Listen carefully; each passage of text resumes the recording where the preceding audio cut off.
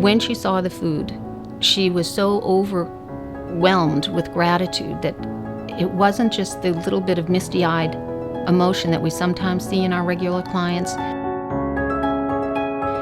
We relieved such stress for her that she was crying and hugging, and that's when she explained something that we didn't understand, which is the gluten-free choice had a health-related issue that we really were not aware of.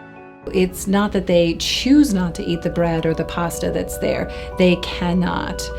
This can lead to devastating medical consequences if they do eat these foods. I've been coming to the food pantry for about 12 years. Good morning. How are you today? Good, and you? I'm very good. Thank you. What can I do for you? I'd like to apply for Pierce's Pantry.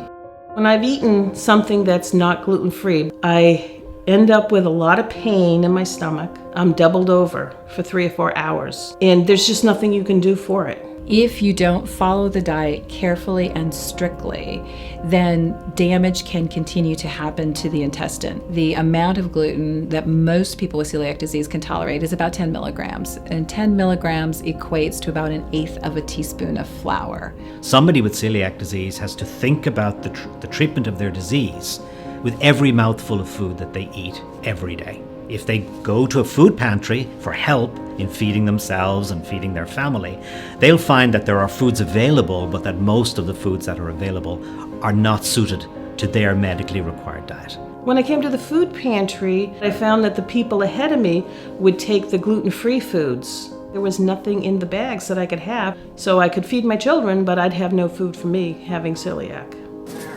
Oh, this goes.